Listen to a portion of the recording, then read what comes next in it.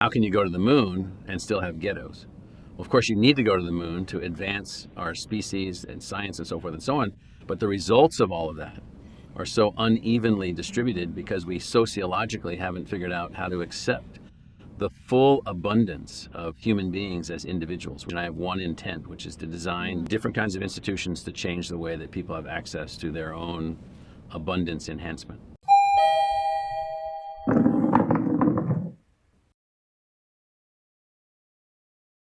Thank you for having me, President Crow. It's Happy an to be here. honor to be on the beautiful Tempe campus on Yes. another beautiful sunny day. Yes, of course, it's April, so it's normal weather. Well, let's jump in. I'd love to set the stage for some of the audience members that don't know your own background and path toward ASU.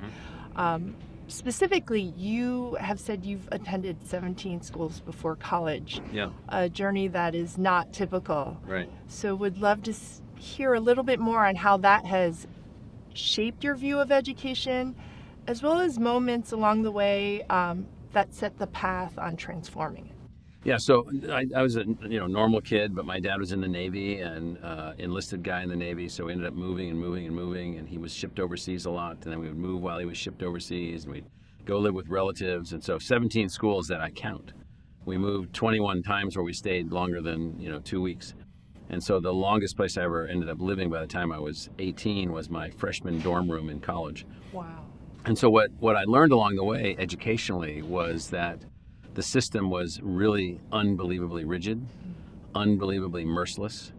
And if you weren't highly adaptive, as I turned out to be, so if you were my brother right behind me, he didn't finish high school. His level of intelligence would be the same as mine, at least, maybe more. But he wasn't adaptable, and he couldn't adapt, and the system just broke him down. And so the impact for me of the system was to basically say, is this really the best that it is or the best it can be? And then a second powerful thing for me was while growing up, I became an Eagle Scout, and I did a service project in the fall of 1968. Another friend of mine and I built a project to collect enough food for one family for 1 year.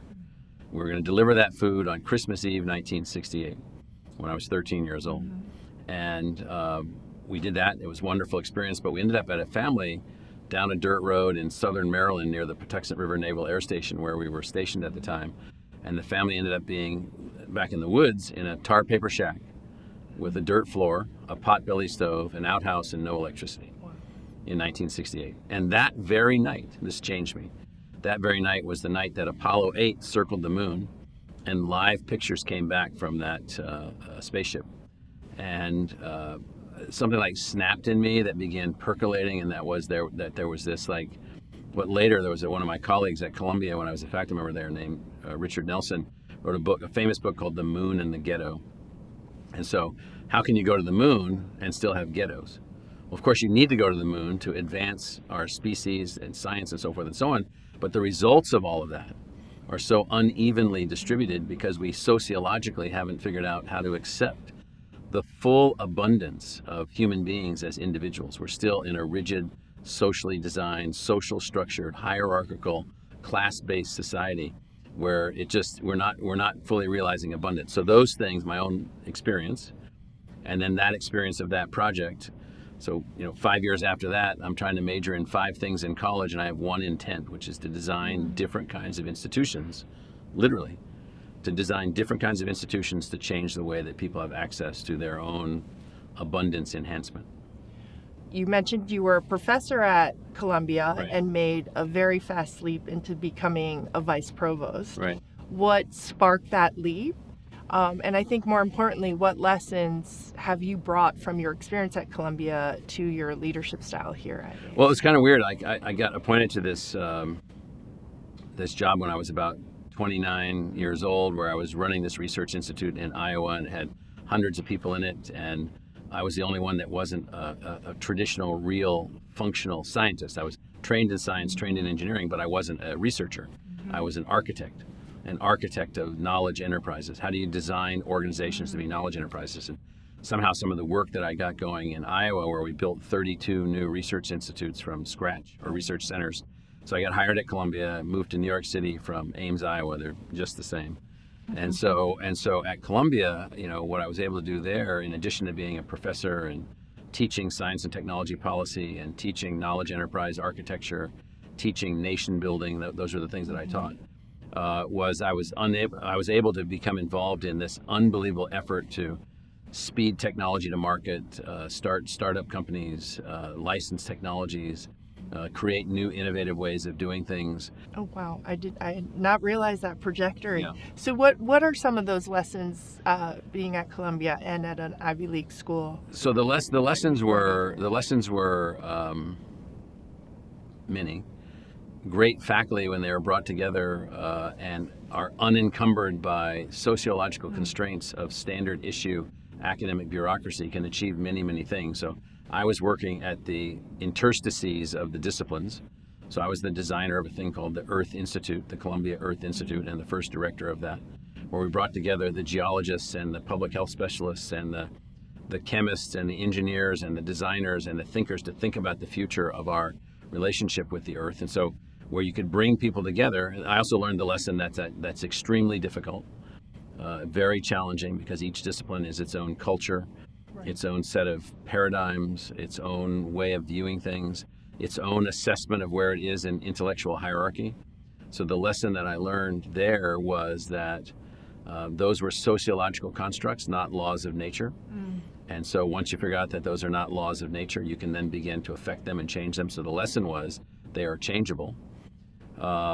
Another lesson that I learned was that you need to bring a motivation to a faculty beyond their own personal motivation. So most faculty members like myself are motivated to achieve in their discipline. So they're in the league of that discipline, not the league of their own university. And so how do you then build a university that has a purpose in and of itself, as opposed to a university that is a shopping mall of different kinds of disciplines that are present at all the other universities? And so yes, you have store A, store B, store C in the shopping mall, and everybody's more affiliated with store A than they are with the university. How do you build an actual university? So that was a hard fought lesson that I learned at Columbia also, because it's very difficult to do there. Right. Which somewhat translates, we reference the North Star metric for founders and what motivates and keeps employees and talent motivated, which leads me to the theme that you have run this university more like a CEO than a traditional university president. And I don't think there's any other university president that has built a modern framework that you have in that way. Many wonder what has allowed you to take that operational boldness, given the legacy of systems, the conflicts of alum that you still need to manage and navigate through. Right. So it's really a function of a design of leadership. And so leadership is possible in a university. You have to recognize the power of the intellects in the faculty, in the departments, in the schools, and so forth and so on, but also the limits of the historic design that they're operating within. So the method that we took, the method that I took in the last 23 years I've been in this job, was to build a North Star purpose. We call it our charter, and to have it be something other than generic. Our charter is one of inclusion versus exclusion and measured success of the students, research that benefits the public in a measurable way, and taking responsibility for the outcomes of the communities that we serve, from the local communities to the country. The second that you build that North Star, okay, then how do you start doing it? So then you need to find a way to empower the faculty to be something other than petty bureaucrats. And I mean that in the technical definition of petite, small bureaucrats working within a bureaucratic system. How do you empower them to be designers moving towards the goals of the North Star? And then how do you then empower them beyond designers to now embrace something which is not typical in academia, which is what we did here, which is to embrace the concept of continuous innovation. So we took our geology department. We asked them what they were. They said they were explorers. We said, is that your intellectual purpose? Yes. Okay, who are the other explorers at the university? Well, the astrobiologists, the astronomers, the astrophysicists, a few of the engineers. We brought them all together. They built a new intellectual design called the School of Earth and Space Exploration, and nothing has ever been the same. Wow. They now have a new design.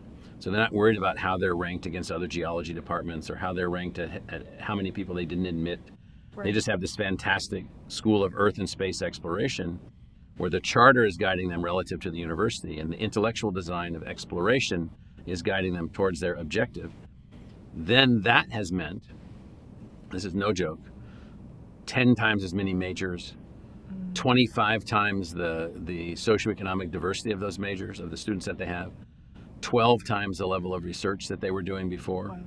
Wow. It's like off the charts. So that group of scientists and engineers and thinkers and dreamers, they have at least one instrument on every object off of Earth in the solar system in an exploration modality. Wow. So the lunar reconnaissance orbiters we're running, we've got instruments on the Mars rovers, all of them. We have a mission to the asteroid Psyche right now that we're the director of and driving forward. So we've got all these things that are happening. I know we're coming to close to the end of this, and I wanted to cover two hot button issues, if I may. Federal funding and university research. You have recently emphasized the overlooked role of academic research in terms of technological advancements. I think you used the iPhone as an example. The invisible hand. Right? Yes. Yeah, like 40,000. Can you give context a bit on what you're referencing and I how you are facing the current, navigating the current situation? So I was down at a meeting at Rice University, and I was there were two of us that were talking, and this came up, and so I picked my iPhone up, which was sitting on the side of the table, and I lifted it up and I said, well, the iPhone, a genius of Steve Jobs, designer, assembler, conceptualizer, dreamer, unbelievable genius.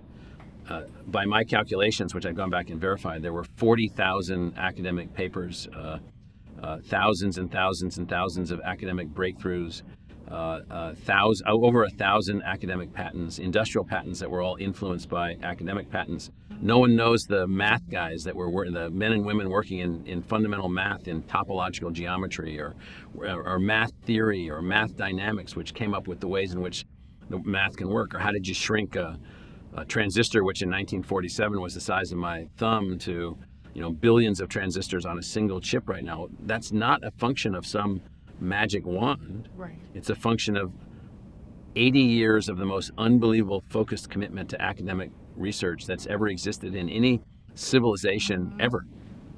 Now, all of that's being thrown up in the air right now because people are questioning, well, does America really need all of that? And are we spending too much on that? And does it really help us? And so forth and so on. And believe me, you can tweak it, you can make it better, you can design it to have better outcomes, you can do all kinds of things, but it is the groundwater that has fed the entire system of agriculture, if agriculture is the technology thing. Right. Technology drives the economy, but what drives technology?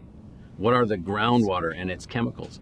So I'm hopeful that somebody from industry is going to step up and say, whoa, we probably shouldn't eliminate the National Science Foundation. Thank you for sharing that, and we're going to be looking at ASU on how we should protect this long-term innovation. Well, I'm going to close this out with somewhat of a selfish, quick question. As an alum from a very big state school where sports is the center of everything, I'd love your view on sports. I know, I love your view on athletics, NIL, and kind of in the context of the broader mission of the university. Sports is a brand builder, can be a student experience multiplier. Where are you navigating NIL right now? I may be one of the only Division I athletic presidents who's a Division I athlete. So I did not know that. I was a javelin thrower. Oh, incredible! At Iowa State as an undergraduate. Wonderful. So I was at the Kansas relays and the Texas relays and the Drake relays and all those things, way before you were born. And so NIL, I'm not a huge fan of the way things have gone. I do believe that student athletes should not be prohibited from earning money for their name, image, and likeness. But what we have right now is a system which is I don't know what to use the word, bastardized maybe is the word I would use. It's just kind of out of control. I hope that some order can be brought to things. I hope that athletes can be taken care of in new ways. We've made some decisions here. We're going to scholarship every athlete. We're going to invest the maximum revenue share with our athletes, and we're going to try to bring NIL into a meaningful thing. And so college athletics is unbelievably important to the country. We have to be careful that we don't drive it off the cliff by creating it as a financial thing. And so it's kind of funny. Like people say, well, they make so much money. in basketball. They make so much money in football. Yeah. And that's how we pay in this country for our Olympic athletes to be trained. And so it's really, really important. You'll see us out there competing, and even this spring in men's and women's golf, we're doing very well. And Oh, great. yeah, We'll have to start following more of the other 20. Called Sun Devils. Yes, go Sun Devils. Right. Forks up. Yes. On that note, Right. thank you, President Crow. Yes, thank It was you. great to connect with you Yeah, today. nice to see you. Nice to see you too.